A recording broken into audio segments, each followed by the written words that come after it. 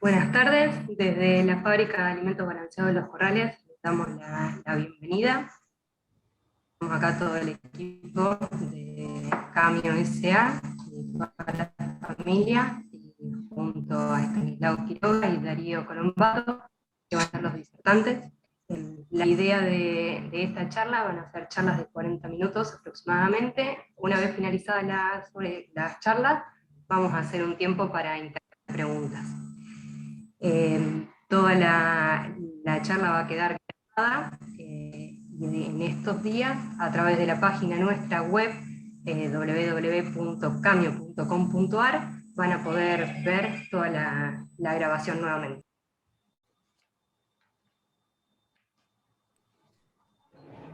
Ahora le vamos a dar la palabra a Estanislao para que empiece con...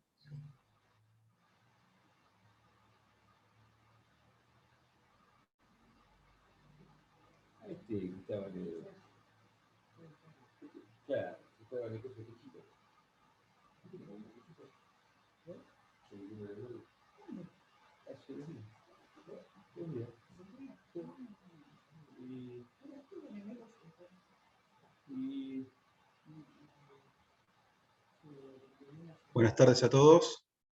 Espero que ya se esté viendo la presentación en cualquier momento.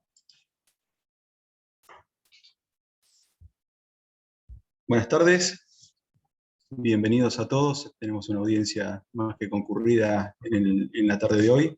Me toca iniciar esta charla. Le voy a mostrar un análisis numérico de los corrales, la suplementación y cómo cierran los números de estas distintas actividades. Para ello voy a usar todas cuentas y planillas de elaboración propia con base a información pública que está publicada en la base que tienen acá abajo, que es la relación de insumos productos de ACREA entre surcos y corrales, mercado de Liniers, futuros y opciones, y la página de acá de la firma de los corrales.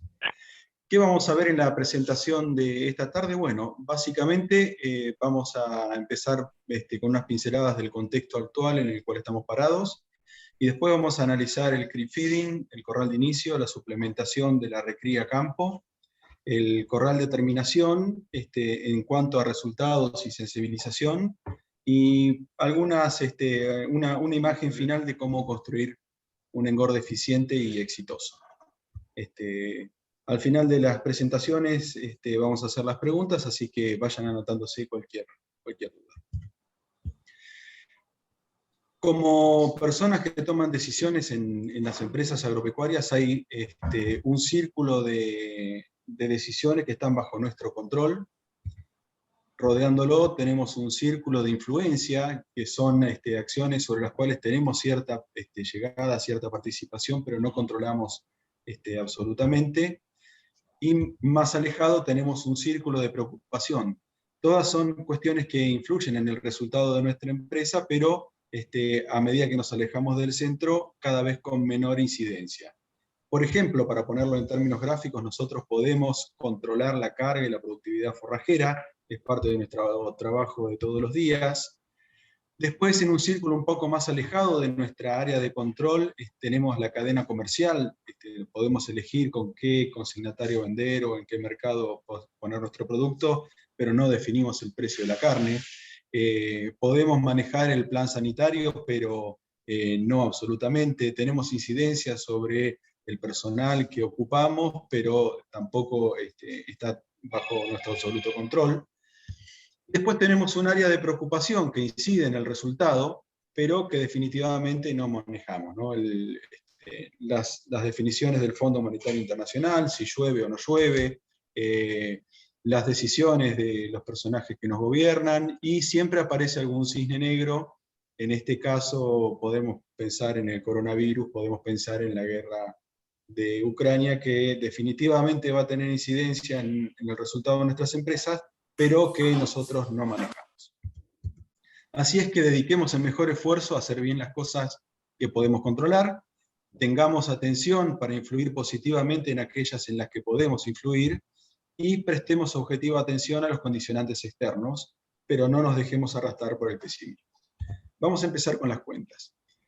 Acá les pongo la relación ternero-novillo, la relación compra-venta histórica que siempre miramos, desde el año 1990 hasta la actualidad, ¿no? Esto está actualizado hasta diciembre de 2021, la fuente de esto es la relación insumo-producto de ACREA, y nos dice cuántos kilos de novillos son necesarios para comprar un ternero de invernada. El promedio de toda la serie es 1,20, durante todos estos 40 y pico de años necesitamos 1,20 kilos de novillo para comprar un kilo de ternero de invernada, y hoy por hoy la relación está ahí, ¿no? Entre el 14 y el 24 de febrero, que es la serie de datos que tomamos para representar la actualidad previa a la invasión de Ucrania, esta relación estaba en 1,12, levemente por debajo del promedio histórico. Lo mismo hice con el alimento balanceado. Acá la serie es más corta, tenemos información desde el año 2003 hasta la actualidad, actualizado hasta diciembre, y lo que nos dice este gráfico es cuántos kilos de ternero de invernada son necesarias para pagar una tonelada de alimento balanceado. De vuelta, el valor actual, que es la relación entre el 14 y el 24 de febrero, nos daba 85 kilos, que está por debajo de los 110 kilos, que es el promedio histórico necesarios para comprar una tonelada de alimento balanceado.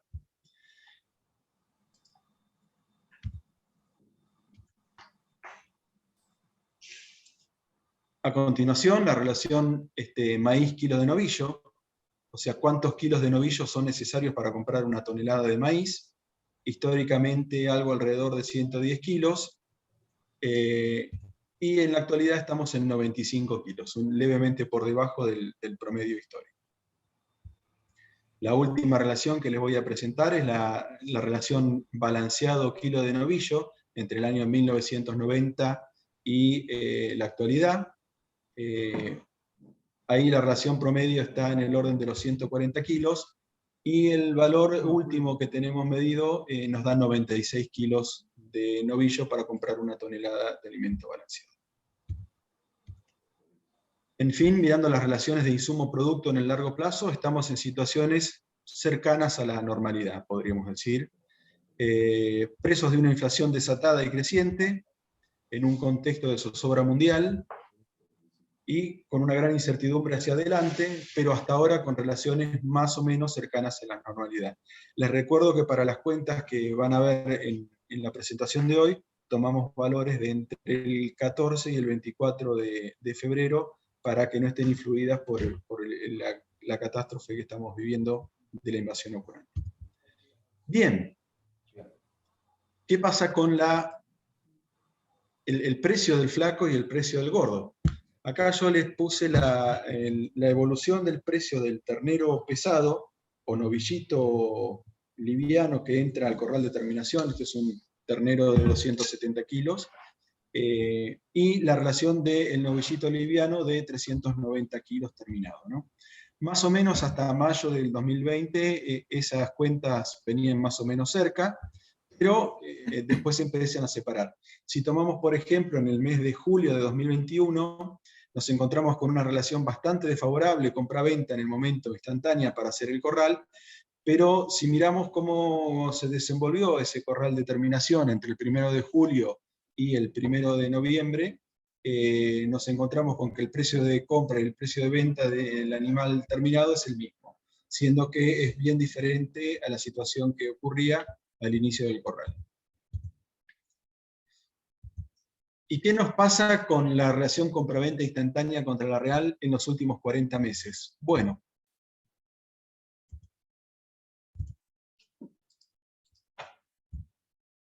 ahí tienen en gris la relación compra-venta instantánea, y en amarillo lo que pasó realmente en cada momento de encierre, ¿no es cierto? Les puse desde enero de 2019 hasta la actualidad. Bueno, no tenemos cerrados estos dos últimos corrales, y lo que nos dice es cada mes de encierre, cómo era la relación al inicio del corral y cómo terminó siendo la relación en la vida real cuando cerró el corral.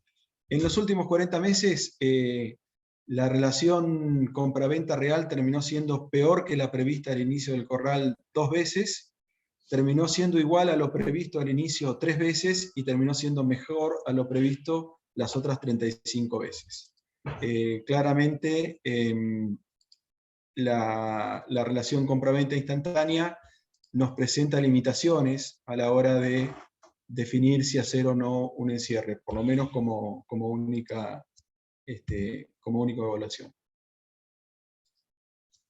En este gráfico que les presento a continuación, lo que les puse es cuántos kilos de maíz es capaz de comprar el resultado de un corral de terminación liviano, este mismo que estábamos hablando hace un rato, desde el año 1995 hasta la actualidad.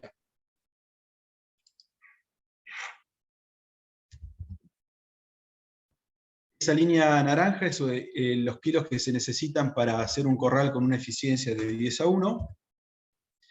Esa línea verde es la que se necesita para hacer el mismo corral con una eficiencia de 8:1. Entonces, todas las líneas azules que están por encima de las líneas que nos fijamos como eficiencia de conversión son ganancias netas. Las líneas que están por debajo del eje de las X son pérdidas absolutas, ¿no es cierto? Son quebrantos reales. Acá tenemos una en el año 98, tenemos algunas otras en 2010, 2014 y 2015. Y las que están por debajo de la eficiencia de conversión, pero por X, son aquellas situaciones en las que nos hubiese convenido más vender el ternero recriado que hacer el corral de terminación, pero en ninguno de los casos presentó un quebranto al resultado del corral, ¿no?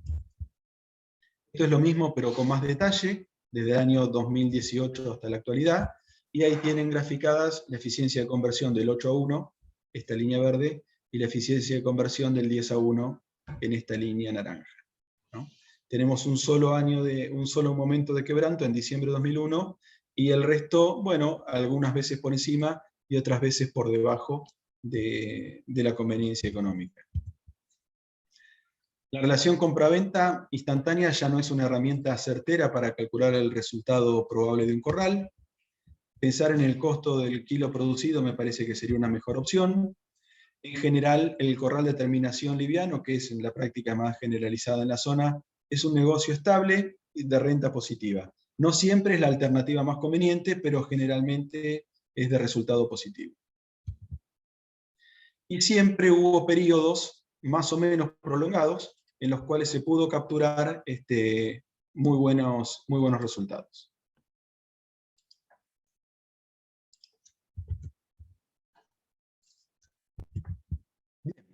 Vamos a pegar una miradita al creep feeding.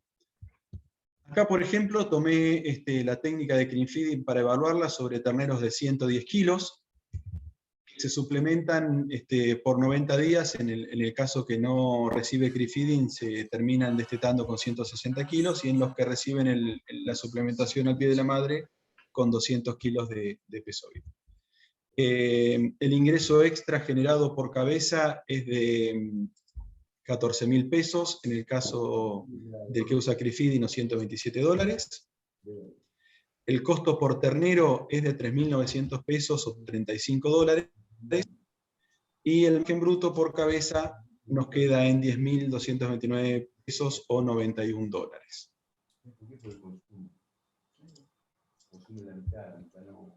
Si hacemos una sensibilización del creep feeding, y en las filas tenemos el costo del alimento, y en las columnas tenemos el precio del ternero, el cual vamos a tener destetado, hoy podríamos pensar que nos ubicamos en donde se cruzan esta fila y esta columna, ¿no? Con un costo más o menos de 28.000 pesos el alimento balanceado y 350 pesos el ternero, y nos entrega un margen de 10.000 pesos por ternero.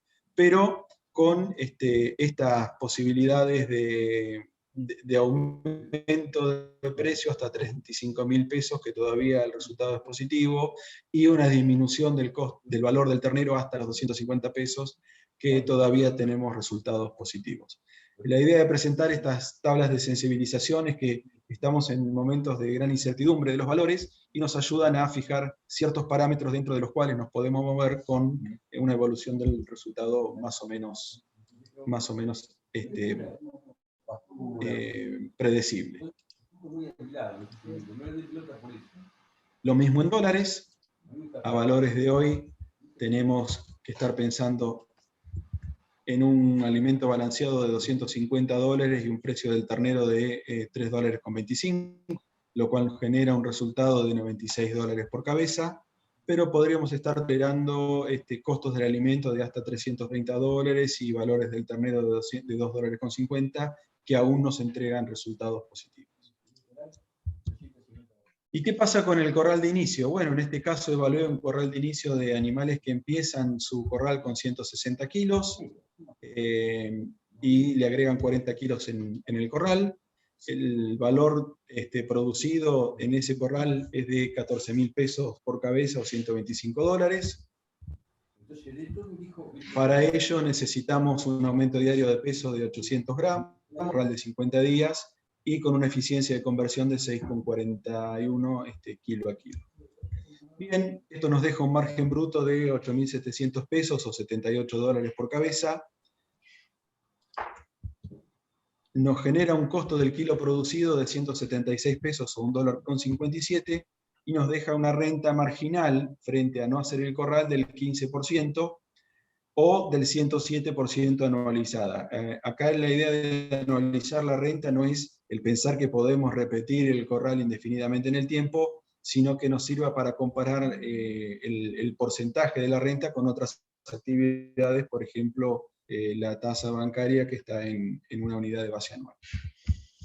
Cuando hacemos una sensibilidad del margen bruto en pesos por cabeza, acá le pedí una sensibilidad del margen bruto a la eficiencia de conversión y al precio del ternero, y hoy más o menos estamos ubicados en una eficiencia de 6,5 y un precio del ternero de 330 pesos, con lo cual nos queda un margen bruto de más o menos 4.700 pesos.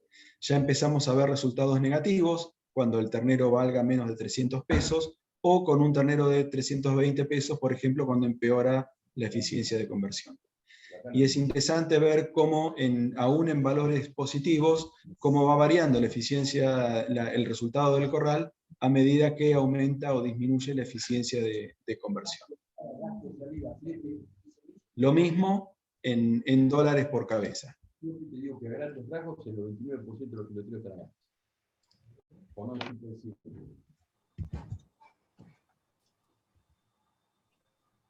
Con una eficiencia de 6-1 y un valor del ternero de $3 por cabeza, tenemos un margen bruto de $58.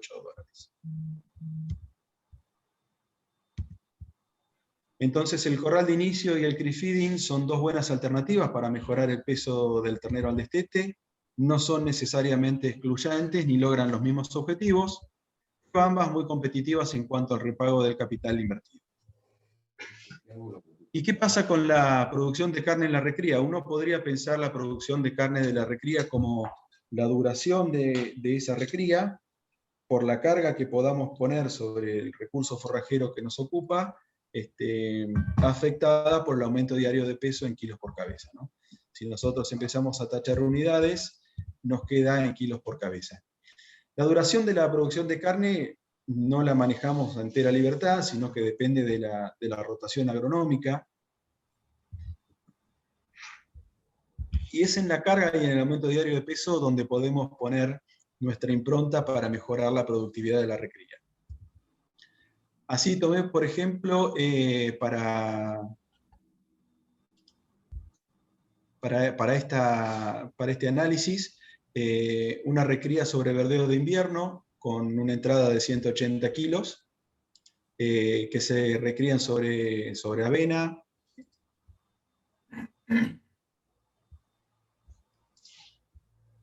y logran una ganancia de peso de 500 gramos aquellos que no tienen suplementación y 750 gramos los que sí la tienen. Una carga de 3 cabezas para los animales que no están suplementados y 4 cabezas por hectárea para los que reciben suplementación. Y a los que los vamos a suplementar les pedí que reciban una suplementación de 2 kilos por cabeza durante 90 días, que es lo que dura la parte más profunda del invierno. Para este análisis usé una simulación en base a un alimento balanceado de la firma que es especialmente formulado para suplementar verdeos de invierno. Esto nos arroja un costo total por cabeza de 4.480 pesos o $40, cuando estamos hablando de la recría sin suplementación, o de 8.200 pesos o $74 para la recría con suplementación. Y así nos quedan los resultados. La producción de carne en kilos por cabeza nos da 90 kilos o 135, dependiendo si es con o sin suplementación.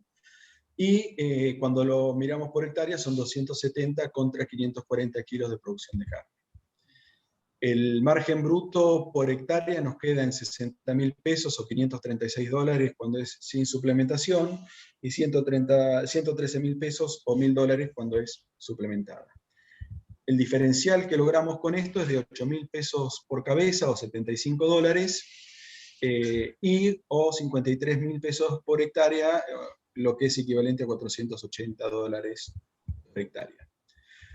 Cuando hacemos la simulación, acá lo que le pedí al programita es que nos diga cuál es el margen bruto diferencial de incurrir en la suplementación en función de la carga que le pongamos al verdeo de invierno y en función del precio del alimento balanceado.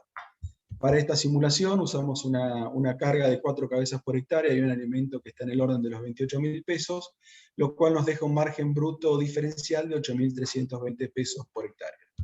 Si no pensáramos en la suplementación como una herramienta para levantar carga, además de mejorar el aumento diario de peso, y dejamos la carga fija en 3 cabezas por hectárea, el efecto aditivo sería de 7.200 pesos por cabeza, y cuando lo miramos por hectárea, ese mismo número son $476 por hectárea, o $193 por hectárea si no lográramos aumentar la carga y en vez de trabajar con 4 cabezas por hectárea, trabajamos con las mismas 3 cabezas que pusimos en el planteo sin suplementación. En definitiva, la suplementación es una alternativa muy interesante para lograr altas ganancias de peso y altas productividades de carne por hectárea, además de generar renta por sí misma en un amplio espectro de relaciones posibles, y nos entrega un animal mucho más preparado para una terminación efectiva y rentable a corral que seguramente va a desarrollar en un ratito Darío, ¿no? Y ya entrando en los corrales de terminación, tomé para evaluar un corral de terminación liviano que está entrando con un animal de 270 kilos y lo termina a los 360, con un valor del animal terminado de 290 pesos contra 272 el precio del ternero recriado. Ahí lo tienen en pesos argentinos y en dólares. Estos reciben una alimentación en base a alimento balanceado completamente formulada, que preferí optar por esta manera de evaluar los costos porque es la hipótesis de máxima. O sea, si podemos hacer una dieta más barata en base a silaje o correctores proteicos, se puede hacer, pero en el peor de los casos no deberíamos contar con dietas más caras que estas, que es la alternativa disponible del mercado. El aumento diario de peso que le pedí es de 1,5 kg, dura 78 días, y la eficiencia de conversión es de 7,3 a 1. Esto nos deja un margen bruto por cabeza de casi 12.000 pesos o $106, y una renta marginal de 13%, y esa misma renta anualizada es de 60%. El costo del kilo producido a corral es 206 pesos o $1,84. Cuando lo metemos en la tabla de simulaciones y ponemos a correr el margen bruto por cabeza en función de la eficiencia de conversión y el precio de novillo, tenemos que estar pensando hoy por hoy en un margen bruto diferencial en el orden de los 12.000 pesos, que es altamente favorable para cuando el precio de novillo pase los 300 pesos y se empieza a complicar en el rango de los 250 o 260, pero muy condicionado de vuelta por la eficiencia de conversión. Lo mismo en dólares por cabeza. Hoy estamos ubicados donde se cruzan estas dos rectas, ¿no es cierto? Una eficiencia de 7.25 y un precio del novillo de $2,60, pero con mucha perspectiva por delante a medida que aumenta el precio del novillo, y en zona de riesgo donde el precio del novillo baje por debajo de los $2. Y el corral de terminación pesado también lo evalué, entrando con 360 kilos y saliendo con 450 kilos del novillo terminado. Tomé los últimos valores vendidos a Unión Europea de esta categoría, que nos da 285 pesos, o $2,54, y el valor del ternero recriado entra con 272 pesos, o $2,43. Aquí la duración es de 70 días, la ganancia de pesos es de 1,280 kg y la eficiencia de conversión es de 9,50 a 1. En este caso el margen bruto por cabeza es de 5.400 pesos o $60. Y la renta marginal de este corral frente a vender el animal ese recriado y no encerrarlo es del 4%, y cuando la anualizamos nos da el 23% de renta comparable. De vuelta, metiéndolo en el cóctel de la eficiencia de conversión y del precio del novillo, hoy estamos parados en unos 7.000 pesos, 7.700 pesos de renta marginal por cabeza, fuertemente condicionado por la eficiencia de conversión y con el límite de los 260 pesos por kilo de novillo terminado como un corral rentable de terminación pesada.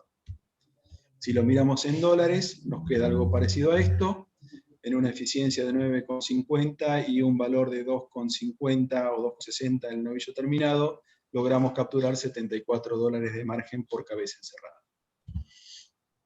En definitiva, los corrales de terminación, por ahora con resultados positivos, al menos con los valores previos al estallido de la guerra. Ojo, con una altísima sensibilidad a la eficiencia de conversión, pero en esto podemos trabajar, y prestar mucha atención a los procesos, tanto como los costos. Acá, como final, les dejo una idea de pensamiento. No es definitiva, pero es el resumen de todo lo que venimos trabajando a lo largo de estos minutos, y refleja cuál es el margen bruto que podemos llegar a capturar por cabeza en función de las distintas alternativas de recría y determinación en las cuales podemos incurrir. Así, por ejemplo, hoy un ternero que lo vendemos sin ningún tipo de tratamiento, de 160 kilos, nos genera un margen bruto por cabeza en el orden de los 36.000 pesos. Si recurrimos a un creep-feeding y logramos sumarle 10.000 pesos a ese ternero, podemos capturar un margen bruto de 46.000. Si pensamos, por ejemplo, en un ternero que no le aplicamos creep-feeding, pero le aplicamos una buena recría suplementada y lo vendemos recriado, estamos pensando en un margen bruto de 64.000 pesos por cabeza. Y si hacemos la cadena un poco más compleja y a ese ternero le agregamos un creep-feeding y después le damos una buena recría suplementada y lo terminamos con un corral corto de terminación, podemos llegar a capturar un margen bruto en el orden de los 86.000 pesos por cabeza. Nada más, muchas gracias. Esto es lo que tenía para compartir con ustedes, y ahora le vamos a ir dando el paso a Darío.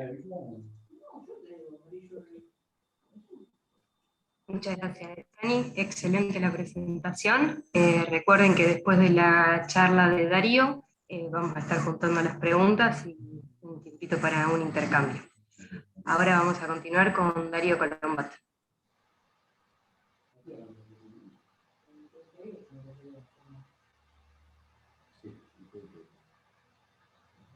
Buenas tardes a todos. Estoy esperando nomás que me den la habilitación para poder compartir. Ni bien sea posible esto, vamos a arrancar a partir de la presentación de Stanislao, que bueno, ha dejado un mensaje de optimismo como el que tiene que tener cualquier ganadero que encara un negocio de tan largo plazo en un ambiente de tanta incertidumbre como el que nos plantea el contexto argentino, que siempre nos planteó este tipo de desafíos, y la verdad que con algunos cisnes cada vez más negros que van apareciendo en el horizonte internacional, realmente tendremos que apelar mucho a lo que es la habitual creatividad de los ganaderos. Pero esencialmente creo que el mensaje importante que presenta Stanis, que prácticamente en todos los sectores de la cadena, desde la cría hasta la terminación, tenemos la posibilidad de tener márgenes positivos. Estará en nosotros,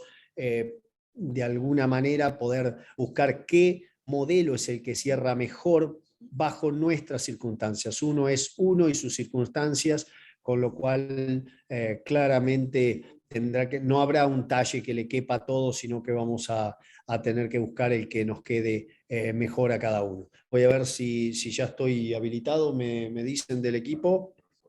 Todavía no. Y ahora, a ver, vamos a ver si hacemos. No, todavía aparezco como inhabilitado.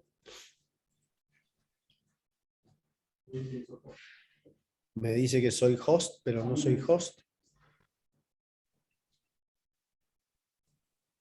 A ver.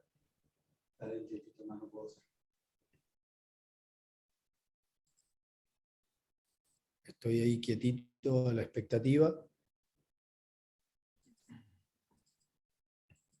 Ahí está. Ya estamos, vamos a compartir. Esto seguramente me da unos minutos de descuento, seguramente, señor juez. Me va a dar algunos minutos de descuento con la charla. Vamos a tratar de todas formas de estar a la altura del tiempo de Stanislao, que fue impecable. Bueno, la idea, como les decía, es tratar de conversar con ustedes sobre las estrategias rentables. Ya lo explicó Stani en cuanto a los números, y es lo que estaba comentando recién. No sé si están viendo bien la presentación. Bueno, vamos a poner el láser. Bueno, esto ya fue mencionado por Stanislao. La verdad que lo que uno siente muchas veces es que vender el ternero al destete es como algún caso que pasó en la política hace poco de ganar perdiendo, ¿sí? Podemos ganar, pero realmente estamos ante un escenario de no terminar de aprovechar todo lo que nosotros podemos hacer de márgenes económicos. Esencialmente hoy tener el ternero y el maíz propio tienta en términos de precios, ¿sí? Tenemos precios buenos para todo realmente. Ahora, comparativamente con armar una recría y terminar el ganado, la facturación claramente se reduce, ¿sí? Hay un trasfondo impositivo, que esto lo puede explicar tal vez mejor muchas veces un contador que nosotros, pero tenemos un trasfondo impositivo a explorar, IVA, fletes, otros impuestos cuando transformamos el grano propio en carne, ¿sí? Hay muchos equipos ganaderos que están armados y hay pasturas que deben ser aprovechados en primavera, entonces esa venta anticipada no permite hacer un uso adecuado de esos recursos. Y la clave parecería ser que sería armar un planteo de una recría pastoril que permita de alguna manera diluir una relación compra-venta que, como decía Stanislao, a priori aparece como mala, pero necesariamente no es así cuando uno ve la película completa. ¿Estamos todavía o se cortó? Estoy haciéndolo, estoy admitiendo. Bueno, los planteos cortos, puro corral o pocos kilos a pasto, tienen mayor impacto de la compraventa inicial, ¿sí? Lo que los hace más inestables. Bueno, ¿y por dónde empezamos? Y la verdad que hay que empezar desde el comienzo, y el comienzo es la cría. Y esto ya seguramente lo vieron quienes han participado de algunas charlas anteriores, pero uno no puede cansarse de decir lo mismo. A ver, yo tengo que partir de tener una buena cría, y esa buena cría se basa en buenos índices reproductivos como porcentaje de preñez, luego buena aparición y buen peso al destete y momento de destete.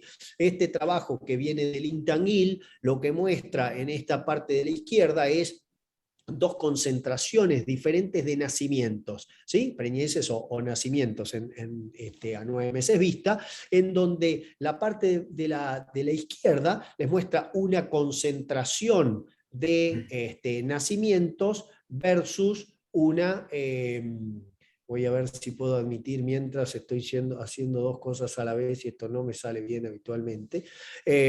Decía, tengo concentraciones de nacimientos que permiten tener justamente destetes más pesados. Cuando vamos al gráfico de la derecha, lo que ustedes ven es que la edad a faena promedio de los novillos nacidos de pariciones concentradas se redujo en 2 meses con respecto a la edad promedio a faena, ¿sí?, de los animales hijos de pariciones no tan concentradas. ¿Qué grado de importancia tiene esto? Porque el peso de faena no varió. Lo que varió fue la duración de esa recría y terminación, ¿de acuerdo? O sea, acá es uno de los primeros pasos que uno tiene que dar, estar pensando en el sistema completo. Entonces, una buena recría, ¿de dónde arranca? Y arranca de una buena cría, ¿sí? Estoy tratando de ver cómo admito todo, pero no puedo, la verdad, me disculparán, pero no estoy pudiendo admitir a todos. Tengo que salir de acá porque no... A ver, le pido disculpas un segundo, vamos a sacar el puntero láser y ver si puedo hacer así y admitir a todos como se debería, sala de espera, admitir todos y que reviente a su comisión de bochas. Vamos a la recría, que es la clave del sistema. Debo apurarme con esto, porque si no, no termino con los tiempos. Y como explicaba Stani, el mayor margen comercial que podemos tener en la cadena está en la recría.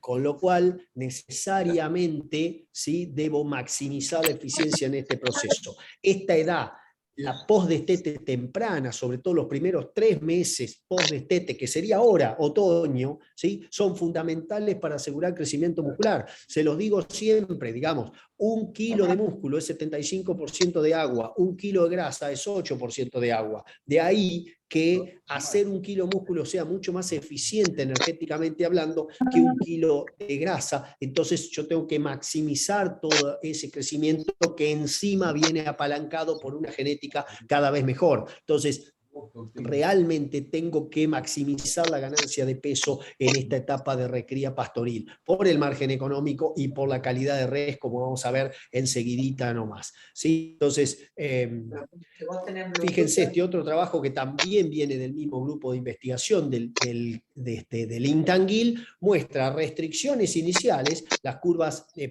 las barras en naranja son animales no restringidos durante la etapa de recría inicial versus los restringidos que están en azul. Fíjense que en los primeros 150 días de esa recría hubo mucha restricción en un grupo y mejor ganancia de peso en el otro. Posteriormente pasan a una etapa pastoril, ¿sí?, en donde de alguna manera la taba se da vuelta, ¿sí?, hay una suerte de recuperación. Antes le llamaban una suerte de crecimiento compensatorio, que hoy no debería existir bajo nuestros planteos eficientes, pero esa recuperación no es total, para luego llegar a una etapa de terminación en donde las ganancias de peso son iguales. Vamos a la tabla que muestra esto, a ver qué pasó. Fíjense, recría temprana, 500 gramos de diferencia entre el no restringido y el restringido, ¿sí? Casi no llegamos a 200 gramos. ¿Les suena algo familiar esos 200 gramos de ganancia en otoño? Muchas veces lo tenemos con verdeos que valen $200. No podemos seguir teniendo esto, ¿sí? Mientras que la no restringida, que es suplementar probablemente ese mismo animal en un mismo verdeo y lograr una sustitución con adición, ¿sí?, con más adición que sustitución en estos casos, es clave porque después los llevamos al pasto, terminan iguales, pero terminan iguales en cuanto a ganancia de peso en el engorde. Ahora, ¿qué pasa en la res? 33 kilos más de media res. ¿Sí? O sea, en realidad es la res completa, son 19 kilos más o menos, 16 kilos y medio en cada media res, con un rin de 2 puntos más y 6 centímetros cuadrados más en el área de ojo de bife. Adivinen en qué momento se formó ese área de ojo de bife. En la recría temprana. Una recría que muchas veces nosotros no suplementamos o no armamos un corral de inicio porque estamos esperando al verdeo y porque vemos quizá que la vaca está bien y demoramos el destete porque no tenemos pasto para el ternero, pero en realidad lo que estamos haciendo en ese caso es condenando de alguna manera a ese animal a no tener una buena ganancia inicial y perdemos calidad de res a futuro. O sea, miremos un poco más el video en lugar de solamente la foto, porque esto es lo que nos permite encontrar dónde están nuestras ventajas comparativas y sobre todo competitivas cuando hacemos pasto. Y esto, hablando de hacer pasto, tenemos que producir más y mejor pasto. Esto es una materia pendiente, no les voy a contar a ustedes el precio de los fertilizantes, porque bueno, ya todos nos estamos cayendo de espaldas con este tema, pero realmente es una materia pendiente todavía. Si queremos, aumentar nuestra producción en recría, unas primeras cosas es producir más y mejor pasto. ¿Sí? ¿Por qué? Porque la disponibilidad de forraje es el driver, o sea, el hilo conductor de la ganancia de peso cuando no estamos hablando de suplementación. Entonces, yo quiero tratar de ganar la mayor cantidad de kilo a pasto, o sea, la mayor ganancia de peso diaria a pasto, debería asegurar una asignación mayor al 3,5% del peso vivo de pasto. Esto es muy lindo decirlo, pero al mismo tiempo trae como contrapartida que si bien aumenta el consumo, como ustedes ven acá en la línea blanca, ¿sí? Lo que empieza a pasar también es que la tasa de utilización del forraje empieza a disminuir. O sea, empiezo a ganar más peso, pero a expensas de perder eficiencia de utilización del forraje. En el caso de la recría, yo debería estar maximizando la utilización del forraje, ¿sí? Tratando de estar en de alguna manera, una combinación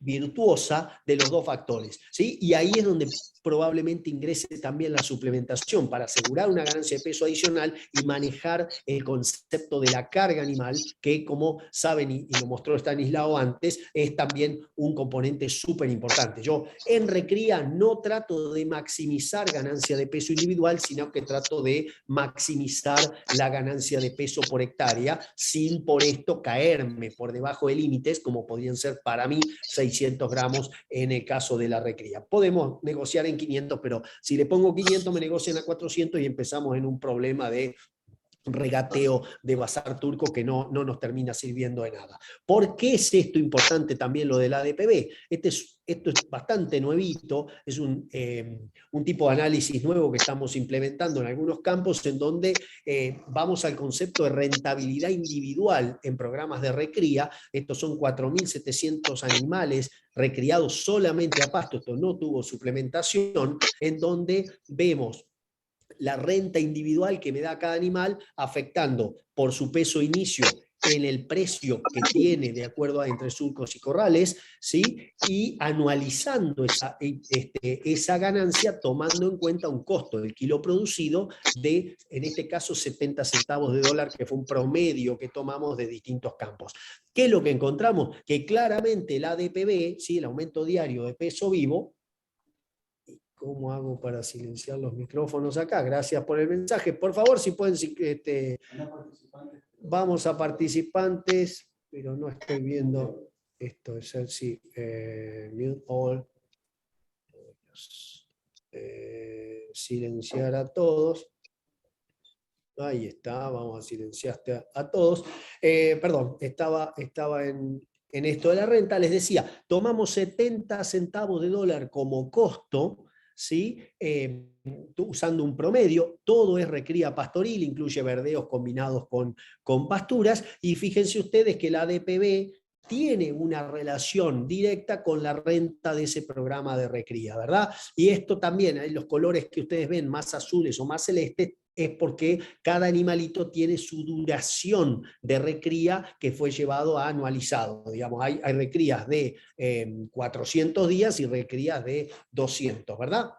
Entonces, es un tema bastante interesante, me parece a mí, porque me marca la importancia de tener mejores ganancias de peso en recría, manteniendo la carga más alta posible. ¿Ok? Se las hago fácil de entrada. Todo tiene que ser alto.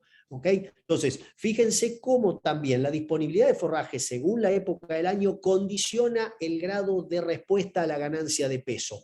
Y esto que les muestro acá está para distintas estaciones del año, invierno, primavera, verano, invierno, para dos categorías, novillos o terneros. ¿Sí? Estos son datos uruguayos muy modernos de alguna manera, fueron publicados el año pasado, en donde ustedes ven las pendientes. Fíjense cómo la disponibilidad de forraje es clave en la ganancia de peso para lo que son novillos. ¿Sí? En novillos la disponibilidad de forraje es clave porque un aumento de la disponibilidad de forraje del 3 al 4% les da una pendiente bien marcada en la ganancia de peso en los novillos. Mientras que en primavera aumentar el forraje en novillos no tiene tanto impacto como lo es en invierno, ¿sí? Mientras que en verano, que es este último que ven ustedes abajo, prácticamente que, y sí, hay un aumento, pero estamos hablando de 100 gramos, barra 200 gramos para, por disponibilidad de forraje, que podría quizás estar aprovechando con otra categoría en el verano, en lugar de tener novillos que son más pesados que novillitos. Entonces, también hay que tener en cuenta de qué estación y qué categoría estamos hablando para evaluar las respuestas a la disponibilidad de forraje según esta época del año, ¿verdad? Esto también es una información para ver cuándo voy a tener más respuesta o no a la suplementación y con eso hacer mi película completa. ¿Qué podemos o qué podemos usar para suplementar en recría? Esencialmente, esto no es digamos, un descubrimiento muy moderno, pero tenemos o arrancamos con los autoconsumos de silajes, muchas veces defenestrados para mí injustamente porque estamos de alguna manera culpando la poca prolijidad del personal, o sea, o le echamos la culpa al sistema cuando en realidad tenemos poca prolijidad del personal, ¿sí? Con nosotros mismos como responsables porque no sabemos enseñar, y tampoco estamos diagramando bien los circuitos de pastoreo, ¿sí? La clave acá es diagramar circuitos y parcelas de pastoreo para usar el pasto por horas, ¿sí? De 4 a 7 horas, ahí dice 6, yo podría decirle hoy 7 horas de pastoreo, dependiendo de la disponibilidad de pasto que tenga la parcela, y el resto del día los animales tienen encierre nocturno con el autoconsumo de silo hasta que salen a la mañana siguiente, una vez que se levantó la helada o que el pasto ya incorporó a través de fotosíntesis la cantidad suficiente de azúcares solubles y materia seca para que el bocado sea lo más seco y nutritivo posible, ¿sí? Esto funciona muy bien en la medida que tengamos tengamos en cuenta estos conceptos de la prolijidad, la extracción del silo y demás. Recuerden, esto es clave y en esto tenemos que seguir capacitando todos los años al personal y a uno mismo que probablemente sea quien esté fallando en lo que es la comunicación, ¿sí? Tenemos un tema de comunicación que hay que de alguna manera aprender a hacerlo. Con silajes, suplementación con mixer, tenemos las opciones de granos, fibras digestibles, como decía Stanislao, hicimos una formulación aquí en Balanceado los Corrales, en donde está preparada especialmente para suplementar verdeos, donde esencialmente se baja un poco el nivel de almidón con respecto a lo que se usa en otros balanceados, se aumenta la cantidad de fibras digestibles para no generar empachos subclínicos que disminuyan la digestibilidad de la fibra y se incrementan valores de ciertos minerales que son limitantes y lo sabemos en la ganancia de peso de verdeos de invierno, sobre todo en las etapas tempranas del forraje, en donde tenemos crecimientos tal vez muy rápidos que diluyen minerales. Lo mismo podría pasar en los rebrotes primaverales, ¿sí? Aquí la clave es la prolijidad y la consistencia, ¿sí? Tenemos que suplementar todos los días con el mismo nivel. Si lo hacemos cuando podemos o cuando se nos da la gana, claramente la resultante no va a ser un buen planteo. Y aquí estos sistemas un poquito más intensificados que usamos en general para lo que es un ganado cuerpo o cola, la cabeza la mandamos más a campo solo o a campo con suplementación, mientras que el ganado un poco más cola ya se queda confinado para salir más tarde al pasto y tratar de aprovechar la explosión de primavera. En estos casos en particular, lo que muestra la foto, son sistemas que combinan dos planteos de autoconsumo, uno con un suplemento concentrado proteico con limitadores de consumo y el silaje de autoconsumo. En el caso que nosotros queramos realizar esta suplementación proteica mineral en base diaria, podemos hacerlo, como decía, diariamente o incluso existe la posibilidad de trabajar en forma infrecuente. La suplementación proteico-mineral infrecuente es factible y bien hecha, bien formulada, da los mismos resultados que suplementar todos los días. Pero estoy hablando acá, y va a quedar grabado, que esto es con suplementación proteico-mineral. Es más difícil hacerlo con energía porque podemos llegar a generar problemas de empacho, sobre todo energía basada en granos de cereales, en donde el problema va a ser el exceso de almidón en los días que se suplementa. ¿Qué hacemos con la parte de los datos? Y fíjense que acá lo que quiero enfatizar es el efecto proveedor. ¿Se acuerdan de ese gráfico que mostramos de los 4.700 terneros de recría? Bueno, los separamos individualmente de acuerdo al proveedor. Estos son animales de compra más una parte que es propia, que es bastante importante, ¿sí? Y se analizaron los proveedores con más de 30 animales provistos a la empresa por su ganancia individual. Todos estos dibujitos raros que ven acá, esta raya al medio que parece un cinturón es la mediana, ¿sí? Es la mitad de los números, ¿sí? De toda la población, no es el promedio aritmético, sino es el número que cae la mitad de toda la población evaluada. Luego, los bordes de las cajas es 25% para abajo del promedio o 25% para arriba del promedio, y las líneas le llegan hasta el 90% de la población. Lo que ven acá a la derecha es el promedio aritmético, o sea, tenemos en un grupo de quizás 30 proveedores más o menos evaluados, tenemos proveedores que me entregan animales que performan a casi 600 gramos versus proveedores que me dan 293. La rentabilidad que me otorga cada proveedor va a ser diferente. Y estos estaban pastoreando todos juntos, con lo cual podríamos decir que es un efecto genético previo, podemos decir que es un efecto agresividad para pastorear o un efecto genético. En realidad no hay mucha diferencia genética en estos biotipos, pero podría haber una cuestión de mejores toros o mejor crianza previa, ¿sí? Lo importante que vemos acá es que tenemos un montón para trabajar en saber a quién le vamos a comprar, o saber si tengo hijos de distintos toros o de distintos campos que estamos, donde estamos trabajando, que hay diferencias importantes debido a este factor proveedor, ¿sí? Entonces, es un puntito que tendríamos que trabajar. Antes de pasar al corral de terminación y finalizar la charla con 4 o 5 diapos que me quedan, tenemos que hablar, por lo menos en una diapositiva, del corral de inicio. Corral de inicio que Stanislao lo presentó, básicamente con el concepto es un corral de dietas de crecimiento, ¿sí? Engrasar en el corral de inicio es completamente perjudicial porque la ganancia de peso de pastoreo se te cae posteriormente porque sacás animales demasiado maduros fisiológicamente hablando y entonces perdemos eficiencia en el ciclo completo. ¿Sí? Al bajar tu ganancia de peso a pasto, perdés la ventaja competitiva de tener ganancias a costos bajos y queda más importante la ganancia a costo relativamente más alto que puede ser el corral de inicio. ¿Para qué sirve el corral de inicio? Muchas veces para destetar cuando vos precises y no cuando esté el pasto disponible para el ternero, ¿sí? Para comprar más liviano y esquivarle al que compra más pesado, ¿sí? Muchas veces de alguna manera navegás por debajo del radar comprando terneros de 150 o 140 kilos en alguna fecha específica, pero esos, si los sacás a pastoreo, probablemente no performen como estás esperando. Entonces, lográs con el corral de inicio ese tipo de ventaja comparativa, ¿sí? Bloqueamos al sacar nuestros destetes, la cola va a corral de inicio, todo lo otro sale a pasto, ¿sí? Estos puntos estratégicos que además Stanislao les mostró que tienen hoy un número positivo y sensibilizado, tienen cierta robustez, por lo menos con los escenarios que pudimos plantear nosotros en esta charla. ¿Cuáles son las dietas? Dietas de crecimiento, en este caso en particular, tenía inclusive una dieta con algo de harina de soja y poroto de soja mezclado, porque, bueno, en esta foto en particular están en Salta y la soja en aquellos lares vale lo mismo en la pizarra, pero tenés un flete bastante más importante que en otros lugares. El objetivo, como les decía anteriormente, es una ganancia de peso base músculo sin engrasamiento.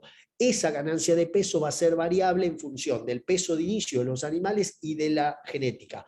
Cuanto más liviano entren, más le podés cargar de ganancia de peso porque tenés menos riesgo de engrasamiento. Cuanto más cruzas sean, ¿sí? O más caretas o más limangus, vas a tener mejores chances de meterle más ganancia de peso sin riesgos de engrasamiento porque están más lejos de madurar fisiológicamente, ¿sí? Y la salida es con un periodo de desacostumbramiento gradual, ¿sí? Porque los animales que salen de golpe del corral de inicio al pasto suelen pasar por 15 a 20 días de una ganancia muy baja y yo no puedo darme el lujo de tener un recurso de un verdeo caro para que por 20 días estén dando vueltas sin ganancia de peso. Uy, salí de acá por alguna razón, no sé por qué salí, vamos a compartir de vuelta, espero que estén viendo lo que estoy viendo yo también.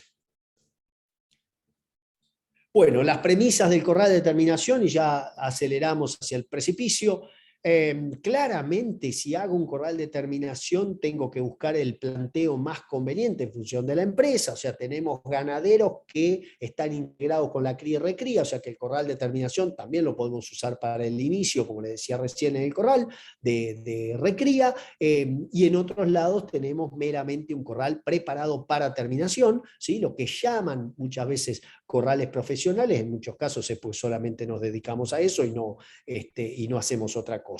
Y chequear siempre lo básico, ¿sí? Las instalaciones y su funcionalidad es básico a la hora de empezar a evaluar corrales. No podemos volver a épocas pretéritas, ya vamos a ver alguna fotito.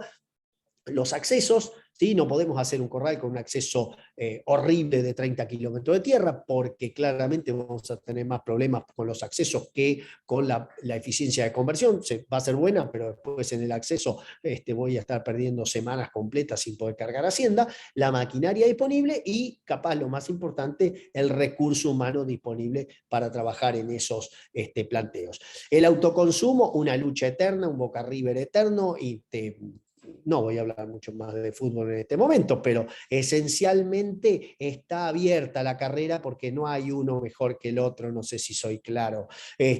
Tenemos claramente hoy un número que aún en el peor de los escenarios, que podría ser 90% de grano de maíz y 10% de un concentrado proteico, el número termina dando favorablemente si soy el dueño del grano, ¿sí? Con lo cual, aún en el peor escenario posible, estoy siendo relativamente positivo. ¿Por qué se iría? Y si no sos profesional, te tenés que ir. Si no sos capaz de gestionar de la misma forma un planteo de autoconsumo que un planteo de silo de comedero, o sea, de comederos y de entrega diaria, tenés que salir del planteo porque ahí vas a perder un montón de plata o por lo menos no vas a saber si estás perdiendo o estás ganando. Ese es un problema. O sea, o lo gestionamos bien o nos vamos de estos planteos básicos. Y el que se tiene que ir es el de la foto de la izquierda, que por suerte ya se fue.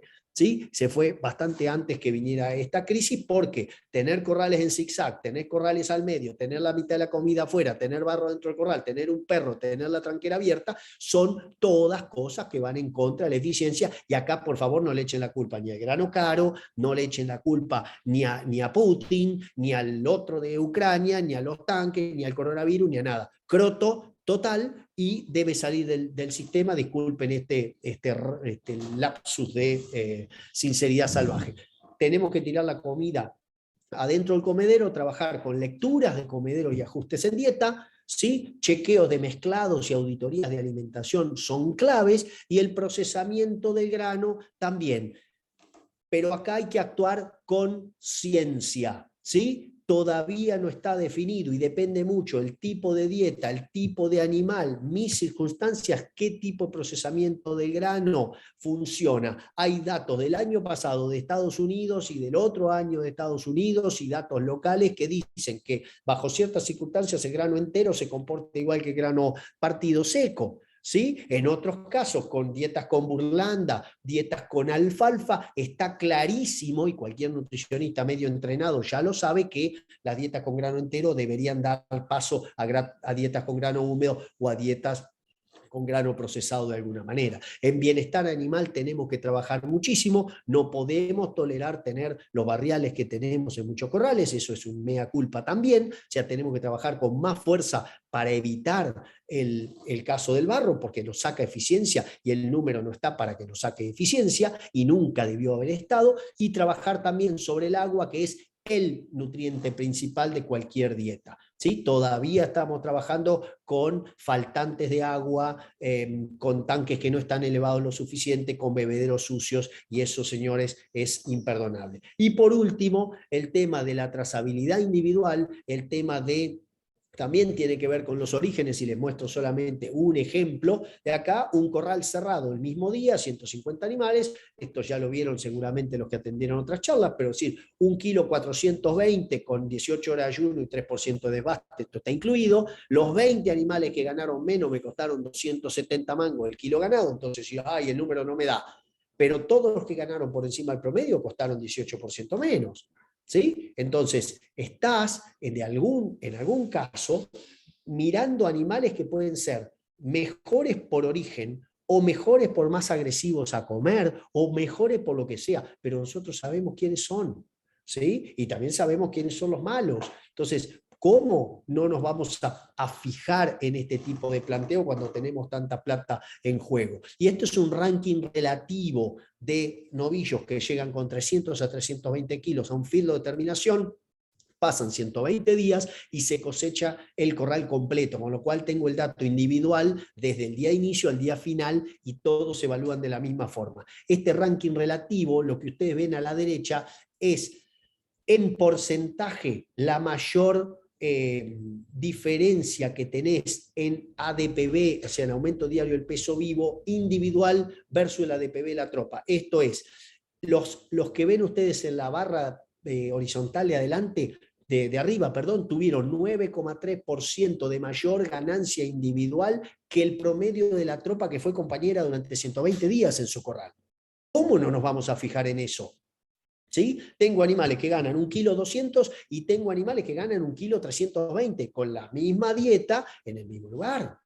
¿Sí? Con lo cual yo acá también limpio el efecto estación, el efecto corral, el efecto barro, limpio todo por diseño. ¿Ok? Y tenemos animales que me dan porcentajes menores al promedio de la tropa compañera. ¿Sí? Con lo cual me tengo que empezar a fijar por eso. Tengo que ser eficiente en elegir quiénes son mis mejores proveedores. Después vemos si terminás comprando o no, porque eso se puede definir por precio de compra también. Pero debemos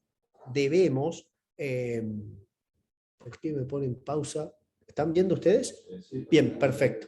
Y aquí termino. Los conceptos básicos y permanentes, esto lo saben mejor que yo. La ganadería es un negocio, ¿sí? Como tal debe ser rentable. No estamos acá para jugar juegos ni solamente pasar el tiempo, sino que es un negocio y debe ser rentable en el marco del resto de los negocios de un productor agropecuario.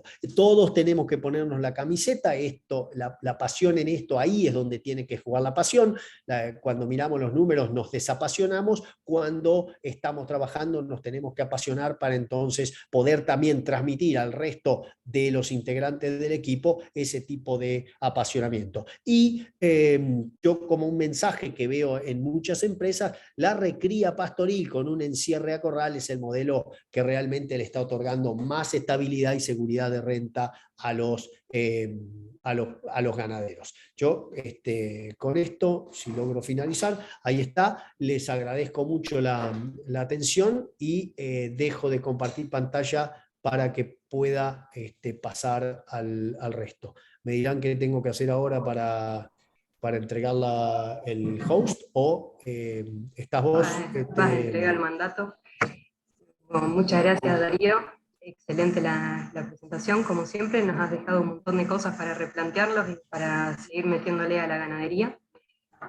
Antes de pasar a un tiempo para las preguntas, pedir disculpas por el problema que tuvimos al comienzo con el Zoom, nos jugó una mala pasada, pero bueno, recuerden que la semana próxima en www.camio.com.ar va a estar subida toda la charla. Si ya está Darío y Estani, empezamos una rondita de preguntas. Hacen la selección. Recuerden, lo pueden ir poniendo en el chat o vayan marcando con las manos, pidiendo la palabra y las vamos. Las que ya teníamos nos preguntan, para Stani, en los corrales de determinación no se sensibilizó el precio de compra-venta, si consideras que la eficiencia de conversión es de mayor impacto en el resultado económico que la reducción compra-venta. Hola, esto creo que ahí la leí, creo que la había preguntado Chaleco, no sé si anda por ahí. No considero que sea de mayor importancia per se. Lo que pasa es que cuando iniciamos un corral, el precio de entrada y el costo del alimento ya son datos certeros. Entonces, en una presentación que se nos tornaba acotada en el tiempo y para dar un mensaje claro, me parecía que eran sumar por ahí demasiadas variables a analizar, que no era el objetivo en particular de esta presentación. Es de capital importancia, muy relevante, pero también es cierto que cuando arranca un corral es un dato cerrado. Ya está fijado el precio de lo que vale el ternero y ya está fijado el costo del alimento. Con lo cual me parecía más interesante analizar para adelante cuál puede llegar a ser el resultado en función de la eficiencia con la cual manejo el corral y del precio que se puede obtener por el animal terminado.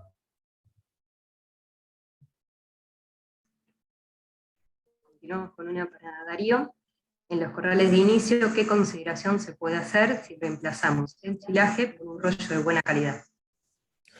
La clave ahí es cómo damos el rollo, me parece a mí. O sea, el silaje depende de qué sea, ¿sí? Pero el silaje lo que va a aportar típicamente, hablemos de maíz para hacerlo bien corto, un silaje maíz debería aportar fibra y aporta energía a través de almidón con poca proteína, ¿ok? Entonces, el rollo, si es por ejemplo, un rollo de primera calidad, como típicamente uno reconoce un rollo de alfalfa de un primero o segundo corte, capaz un segundo corte mejor, ahí estaríamos pensando en un rollo que aporta más proteína que el silaje y una fibra mucho más digestible, pero no aporta grano, o sea, no aporta almidón. La clave cuando yo no uso silajes en la dieta, si uso rollo, es ver cómo lo suministro. Tenés posibilidades, podés suministrarlo por horas al principio de la mañana, o sea, previo a dar el resto de los ingredientes en un comedero, o podés ya ir a tratar de hacer algo más complejo, como podría ser tratar de desmenuzar o procesar el rollo a través de moledoras o a través de mixers, ¿sí? Que típicamente llevan mucho tiempo y la mezcla de rollo con el resto de los ingredientes es una mezcla que cuesta cohesionarla, con lo cual para los animales es más fácil separar lo que no les gusta de lo que les gusta. No sé si soy claro, digamos. Entonces, esa es la consideración inicial que haría. ¿Cómo la podés dar para asegurarte el consumo que vos querés? Lo hacemos bastante con horarios restringidos de rollo a la mañana, ¿sí? En donde también aseguramos que el animal no desperdicie rollo, porque vemos desperdicios muy altos si no.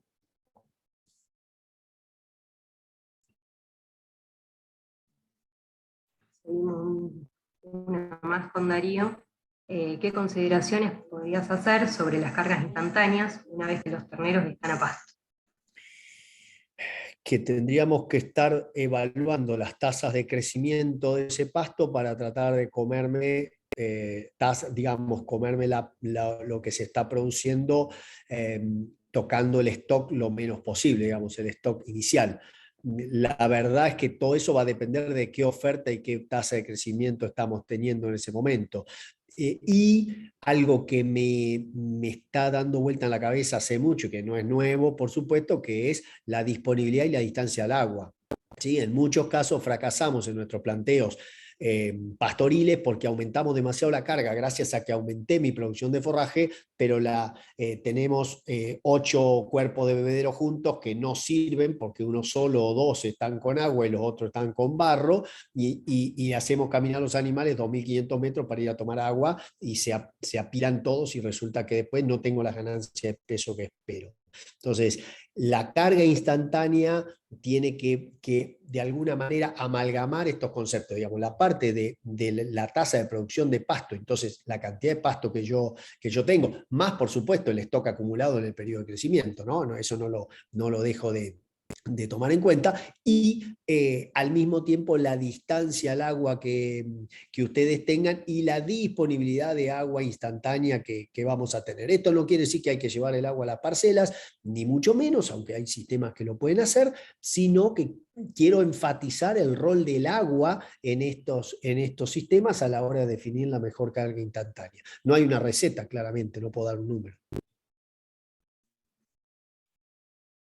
¿Qué comentarios pueden hacer sobre los efectos de las condiciones climáticas sobre la eficiencia en el corral? ¿Es para mí? Esencialmente, a ver, cuando hablamos de condiciones climáticas, uno piensa inmediatamente en barro y piensa en calor, ¿sí? Por suerte, lo que es estrés térmico debería, estamos entrando en marzo, debería disminuir en la mayoría de las zonas productivas, pero a nosotros el estrés térmico nos pega de acuerdo al número, eso lo tenemos bastante medido en Centro Provincia de Buenos Aires, de acuerdo al número de olas de calor que tenemos, podemos llegar a perder o dejar hasta el 18% de una eficiencia de conversión.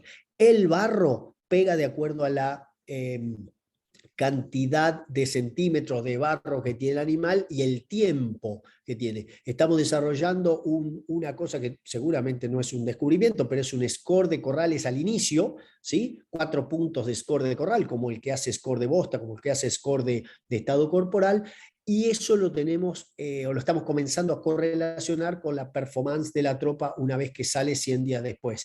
Para nuestra sorpresa, a ver, para la nuestra sorpresa, aquellos animales que arrancan con corrales con peores condiciones son los que peores conversiones tienen, ¿sí? Pero de vuelta, eso además tiene que ver con bienestar animal.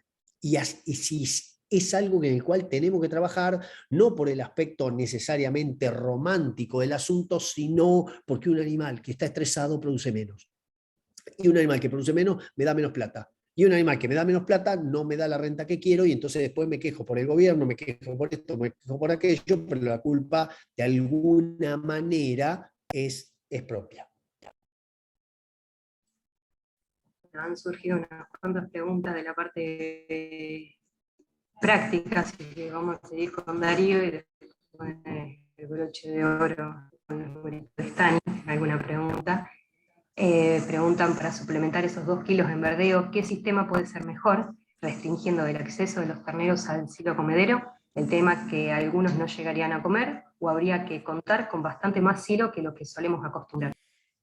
A ver, cuando creo que se está refiriendo la pregunta a un sistema de doble autoconsumo, como que está dando 2 kilos. Verdeo, a pasto. Sí. Y le damos Sí, perdón, si hacemos, claro, perdón, ahí está, sería consumo de verdeo más un silo comedero para un balanceado. En ese caso, la limitación de consumo ocurre porque yo estoy manejando el consumo de verdeo por horas, o estoy manejando la parcela.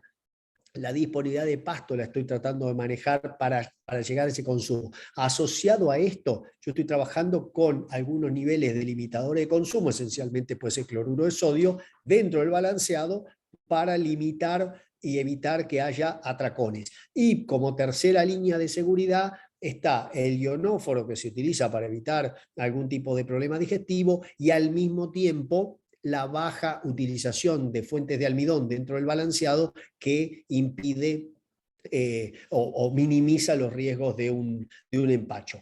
No se debería reducir el número de horas por debajo de 18 horas por día de acceso al autoconsumo, porque como quien preguntó lo dijo muy bien, o sea, algunos animales comerían y otros no, ¿sí? Claramente no tenemos información en esos casos de la dinámica individual de consumo, con lo cual yo, si pudiera, trataría de utilizar sistemas más de suministros diarios, sobre todo cuando la cantidad de suplementación diaria es baja en relación al peso vivo.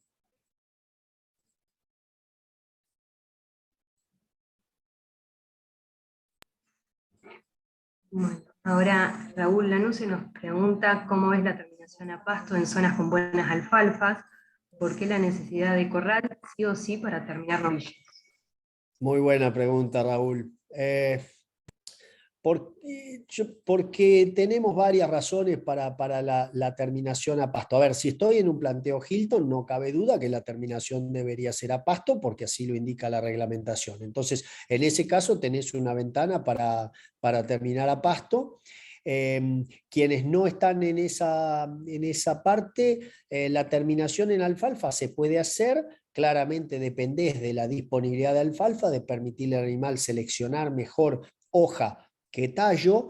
Tenés grasa amarilla, tenés una cierta, digamos, penalización de un animal que no está en Hilton por esa grasa amarilla, tenés menos rendimiento y entonces tus posibilidades de ganancia se reducen a bajar mucho el costo del kilo producido, ¿sí? Cosa que puede ser verdad en la medida que lo logres en corto tiempo y no tengas que estar 2 años con el animal para llegar a un novillo plenamente a pasto, ¿sí? ¿Es factible? Lo ves en la zona en donde está tu crea, en donde tenés ejemplos en Hilton, ¿sí? de invernadas cortas con muchos kilos puestos a pasto y prácticamente solo a pasto, con la mera suplementación otoñal al 0,8% del peso vivo sobre el iniciado, digamos, el recién destetado.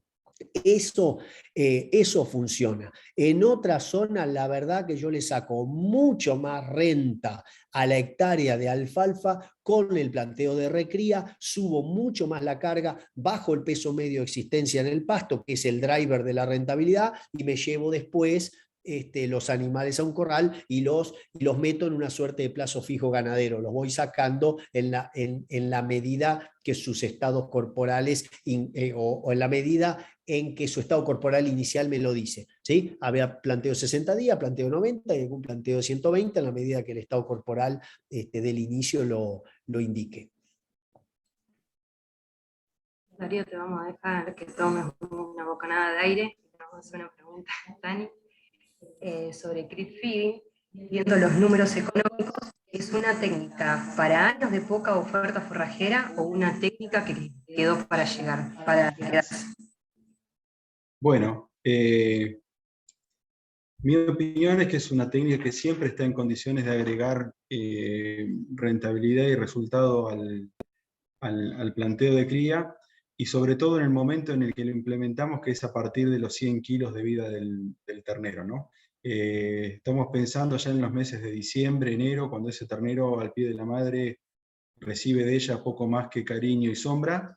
Entonces, bueno, ese ternero en un agropiro ya ganó lo que podía ganar en la primavera, está en pleno verano sometido a un ambiente que no le es nada favorable y tiene potencial para ganar 1 kilo por día con muy poquito alimento. En consecuencia, bueno, dependerá del planteo integral de cada uno, pero para mí es una técnica más que valiosa, aún en años buenos. Disculpen la desprolijidad, pero llegué a ver que alguien había levantado la mano, algunos de los participantes, pero no llegué a notar quién era. Si por favor puede volver a decirme y le damos la palabra. Otra pregunta mientras para Darío: ¿por qué todos los análisis de los corrales son con maíz cuando ya existen granos como la arveja que pueden suplementar o complementar bajando los costos de una gran manera? Es simplemente una cuestión de que no tenemos tiempo para evaluar todas las opciones. Me encanta la arveja, tengo más problemas agronómicos con la misma que productivos. O sea, acabo de venir de un campo la semana pasada donde fracasamos miserablemente en zona tejedor con una arveja por segundo año consecutivo, venimos 2 de 3, pegándole horrible, pero la arveja me encanta. Un problema, si querés, de la arveja, problema en el sentido económico, es que típicamente se evalúa como el maíz o a lo sumo 10% menos que el maíz, con lo cual, de vuelta, me gusta muchísimo la arveja, la utilizo para creep feeding, la utilizo en dieta de recría, la utilizo en terminación, en todos los lugares que lo tenemos, pero como decimos arveja, podría haber dicho, ¿por qué no analizamos las dietas con burlanda? ¿O por qué no analizamos las dietas con pellet de maní o pellet de cártamo o dietas en otro lado? O sea,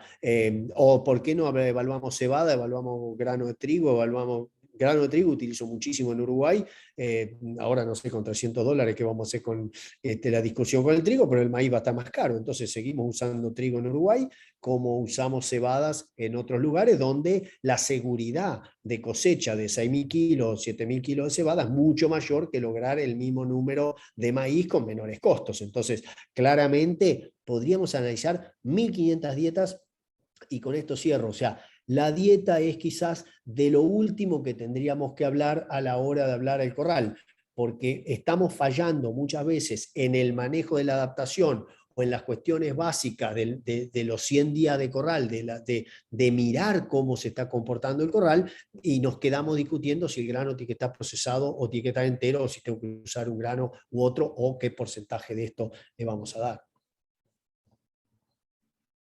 Darío, en el corral de inicio, concilio autoconsumo y rollo de avena por la mañana. ¿Cuál es la técnica de desacostumbramiento ideal del corral previo a la salida a campo? ¿A sorgo o alfalfa? Mira, en ese caso, me parece que sé quién preguntó, debe ser Manolo o alguno de ellos. Mi sugerencia, que es sugerencia de colegas también, es ir aumentando gradualmente la cantidad de horas de rollo. ¿Sí? Lo que vos haces es decir, si venías con 3 horas de rollo y hilo de autoconsumo en el resto del día, con dieta de recría, vas aumentándole de a 1 hora cada 2 días, si querés, hasta llegar por ahí a darle 6 a 7 horas de rollo. ¿Sí? Es más o menos 10 días. ¿Sí? Alguno podría decir, ¿por qué no haces una semana? Mirá, tratemos, el rumen necesita 10 a 12 días para acostumbrarse o desacostumbrarse en términos del microbioma. Aquel que diga que no se requiere acostumbramiento está de alguna manera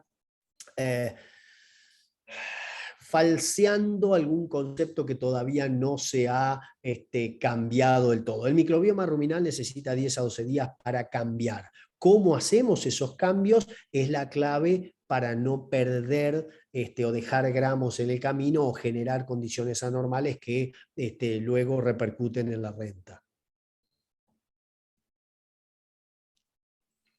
Y seguimos. ¿Qué opinión o recomendación tienen con un grano de sorgo en los corrales de inicio y en suplementación en la recría sobre verdeos? Yo diría solamente procesarlo. Si el grano de sorgo todavía no hemos visto en bibliografía ni en ejercicios empíricos que entero, salvo cuando está dado directamente de la panoja y en vacas, que es un trabajo muy interesante en Tabalcarce hace ya 10 años, si no, el sorgo entero no da resultados positivos porque se excreta muy alta parte o muy alta proporción. Yo diría procesarlo. Si uno pudiera hacer grano húmedo de sorgo, lo transforma en un grano muy, muy interesante para suplementar verdeos al inicio del otoño o para, inclusive, en corral de terminación. Claramente no lo podría en autoconsumo. No sé, Stani, si querés agregar algo, me parece que vos tendrías ahí mucho elemento también.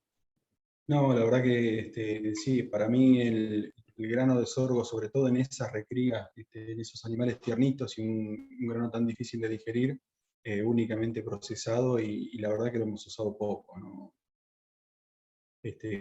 Tratá de hacer maíz, Juan.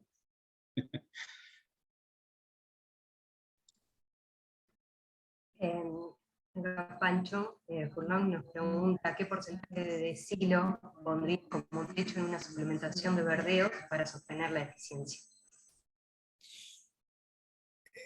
Qué interesante pregunta. Te diría que en los ensayos que hemos visto de INTA y algunos resultados empíricos, la limitación de la ganancia empieza a aparecer cuando el pasto ya no puede proveer la proteína suficiente para una adecuada digestión de la fibra.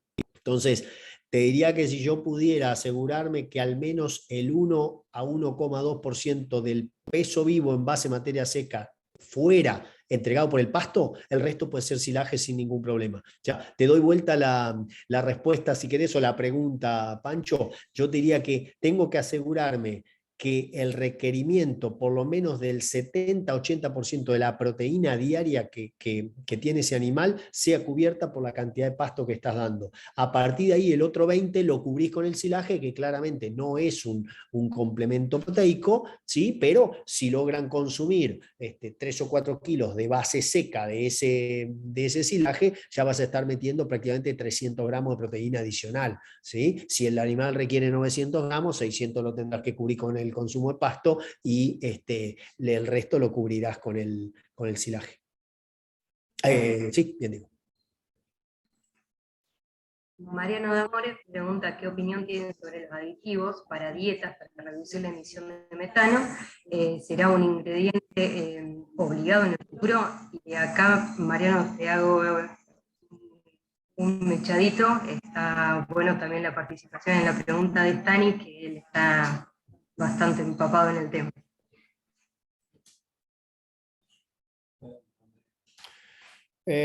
Mirá, con respecto a los aditivos para controlar metano, tenemos varios ya disponibles en Argentina. De hecho, ya usamos uno que es la monensina, que es de público uso en casi todos los feedlots de Argentina y efectivamente reduce el metano. Y hay un aditivo en particular que se viene, que no está registrado todavía en Argentina, ya está registrado en Uruguay, está registrado en Chile, está registrado en Brasil, que ese reduce las emisiones de metano en muchísima mayor medida en complemento con la monensina y en complemento con otros aditivos. Digamos, con otros aditivos, con una dieta de corral que de por sí ya hace que el animal emita mucho menos metano por kilo producido que un animal a pasto, y mucho más, sobre todo, que un animal comiendo pastos de mala calidad, ¿sí? Eso. Después hay muchos otros aditivos que uno encuentra por ahí que se marketean para bajar el metano y que yo creo que en buena medida, como bajar el metano es algo que todo el mundo siente que es positivo, cualquiera quiere marketear un aditivo para que baje el metano, pero no todos tienen un soporte científico suficiente para decir lo vamos a incluir ahí. Y cuando ven los precios tampoco les gusta que lo incluyamos en algunos alimentos específicos porque están dolarizados a dólar ya ni siquiera blue, ¿no? Un dólar black. ¿Stani? Sí, no, mis consideraciones son más vale filosóficas. Me parece que con este aspecto vamos a ver idas y vueltas de regulaciones entre los ambientalistas y las regulaciones sanitarias que van a ser un galimatías en sí propias.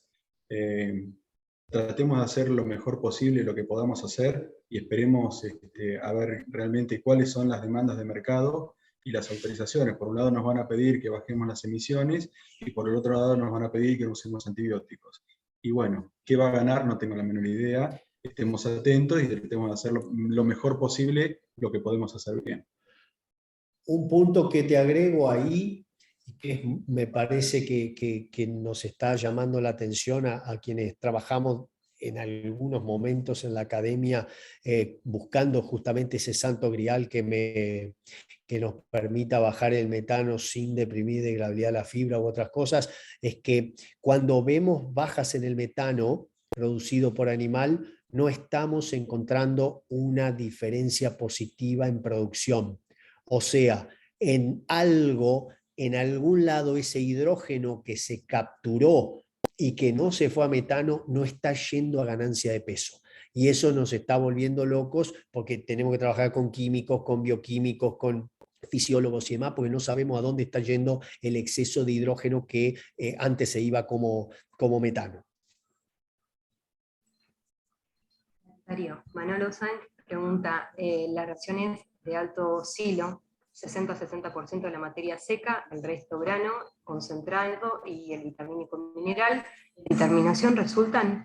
Me suenan que antes se usaban. Tiene mucho silo y poco grano. Sí, resultan, pero tienen peor conversión que una dieta con grano. En este año pasado empezamos a utilizar en algunos campos en Corrientes y en algunos campos de punta correntinos que ya tienen pivots y están haciendo silajes de maíz de alto rendimiento. Empezamos a usar dietas altas en silajes, y 30, 35, hasta 40% de la base seca, con resultados peores que antes, ¿sí? Pero económicamente favorables, porque la diferencia entre tener silaje propio en la casa y salir a comprar grano desde Curuzú Cuatiá, que tenía por lo menos 600 kilómetros de flete, era notable, ¿sí? Y no teníamos otros granos disponibles. Funcionan todas, el tema es cómo. ¿Sí? Vas a ganar quizás 1 kilo 100, cuando en una dieta con más grano podrías estar tal vez en 1 kilo 200, 1 kilo 300, con mucho menor consumo, ¿sí? Y menor días a terminación. Entonces, ahí hay que sacar las cuentas de lo que uno tiene y sensibilizar al resultado económico. Los números de los planteos presentados son positivos en todos los casos usando alimento balanceado. ¿Evaluaron cuánto más positivos son usando grano propio y comprando concentrado proteico? Sí, pero sí, lo tenemos evaluado. Lo que pasa es que la factibilidad de presentar todos los números en una presentación comprimida de media hora lo torna inviable. Pero lo que sí les puedo decir es que en todos los casos elegí presentar la opción de costo más alto, de costo de oportunidad más alto. O sea, si cierra con un alimento balanceado, va a cerrar mejor con grano propio y un concentrado proteico, y va a cerrar incluso un poco mejor si podemos sumar a la formulación ciclo de producción propia, más grano, más alguna corrección proteico-mineral. Pero les presenté la opción de mayor costo de oportunidad. De ahí para adelante es todo beneficio. Jorge Navarro pregunta por qué cree que la mayoría de los feedlots del NOA, que mantienen altas cargas durante el verano, no contemplan en su costo de infraestructura la sombra en los corrales, siendo que hablamos de una región que durante esa época sostiene temperaturas y humedades excesivas. Y aunque sean razas cruzas índicas, sabemos que entran por varios días en un alto riesgo por estrés térmico. Desde Salta. Un muy buen punto, Jorge, un abrazo. Mirá, yo tengo solamente 2 años, quizás 2 años y medio de trabajo en Salta, y en Corrales recién 1 año y medio, porque hasta ahora había trabajado en programa de recría. Entiendo que la sombra todavía no está contemplada por una cuestión inicial de que los encierres se planteaban para el invierno, para momento seco y para déficit de humedad. Entonces podíamos tener calor, pero ese calor era un calor seco que no llegaba de alguna manera a generar un impacto tan desfavorable como para generar una inversión en sombra que de por sí es alta. Habiendo dicho esto, yo creo que con las olas de calor que empiezan a aparecer, con los corrales grandes que se empiezan a armar muy, muy profesionalizados, y esa necesidad de tener los corrales ocupados todo el año, porque de alguna manera no se puede dejar 4 o 5 meses mientras está el gatón creciendo a tasas astronómicas. Yo igualmente tengo que tener algo en el corral, quizá la hembra, ¿sí? Para utilizar esa infraestructura que tiene un costo fijo muy alto. En ese caso yo creo que vamos a empezar a tener que trabajar en sombra en la situación de Santiago del Estero, en la situación de Salta, en situación de Tucumán, y demás. Es un tema que probablemente, aún como vos decís, usando los animales cruzas, vamos a tener que atacar en estos años que siguen. Alejandro consulta qué es mejor para los terneros, dar grano de avena o ponerlos en el verdeo de avena. Depende. Si tengo un muy buen verdeo de avena sazonado, la ganancia de peso va a ser muy buena si tengo disponibilidad. El grano de avena no puede darse solo, sino que debería estar acompañado por una corrección proteica mineral, ¿sí? Y probablemente fibra si ese animal va a pasto. Por energía gana el grano de avena, por proteína gana el verdeo de avena. Entonces, la verdad que en el peso inicio del animal, cuanto más liviano es, más conviene darle alimentos concentrados en materia seca para que la capacidad de ingestión del animalito, que es pequeña, se vea cubierta con una dieta seca antes que una dieta húmeda. ¿No hay más, José? Bueno, les agradecemos la verdad mucho a todos los que han participado en este Zoom, de esta manera de estar en contacto con muchos que son clientes, amigos y también muchos que nos siguen a Stanislao y a Darío, que realmente han dado dos muy buenas presentaciones en una época que para nosotros sabemos que es vital, el fin del verano y ya el inicio del otoño, que es cuando se define un poco qué es lo que vamos a hacer cada uno como productores en nuestros planteos. Y esto surgió de algunos clientes y amigos que llamaban para ver qué hacemos este año, cuando las condiciones asustaban, si no se podía engordar o qué se puede hacer. Creo que los números de Stanislao son muy claros y nos permiten seguir viendo que a pesar de a veces que llega algún desánimo, después nos ponemos a mirar los números y también al planteo productivo, y se puede seguir engordando, se puede seguir produciendo y podemos seguir apostando a la ganadería. Así que no la hagamos larga.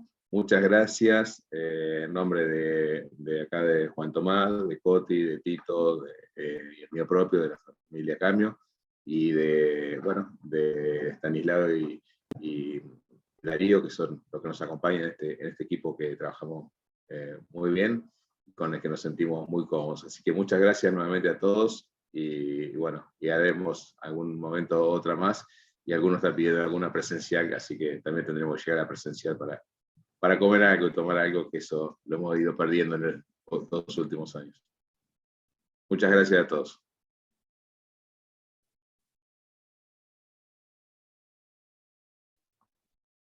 Gracias, hasta luego. Muchas gracias, hasta luego. Adiós.